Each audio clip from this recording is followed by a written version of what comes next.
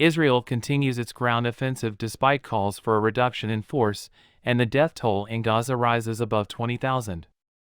As Israel increased its ground offensive and ordered tens of thousands more people to evacuate their homes, the Palestinian death toll in Gaza surpassed 20,000, according to health officials on Friday. This is just the latest evidence of the enormous cost of the war. In the 11 weeks since the conflict began, nearly 85% of Gaza's population has been forced from their homes and large portions of the small coastal enclave have been destroyed. The casualties, which constitute approximately 1% of the territory's pre-war population, are only a fraction of the destruction caused by the conflict. A quarter of Gaza's population, or over 500,000 people, are on the brink of starvation as a result of Israel's bombardment and siege on the territory in reaction to Hamas' attack on October 7. According to a UN and other agency report that detailed the crisis on Thursday, the United Nations Security Council postponed a vote on aid shipments and ceasefire terms for a second time late Thursday, following days of high-level discussions. Despite the urgency of the situation, the United States, wielding its veto power, has rejected demands for an immediate end to hostilities and the delegation of responsibility for aid inspections to the United Nations. Israel is adamant that it must have the ability to inspect shipments entering Gaza for reasons related to national security. Instead of demanding an immediate end to hostilities, the United States has stated that it would support a revised resolution that focuses on creating the conditions for a ceasefire. It is anticipated that a vote will be held later on Friday.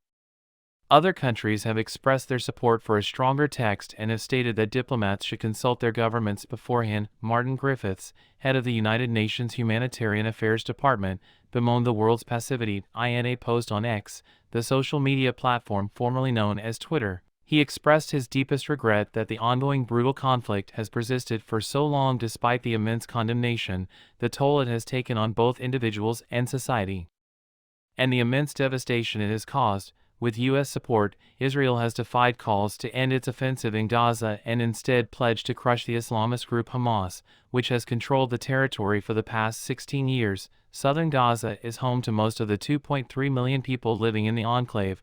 Many were forced to flee fighting in the north during the early stages of the war, and the military has warned that months of fighting are ahead in that area. AS forces concentrated on Khan Yunis, the second largest city in Gaza.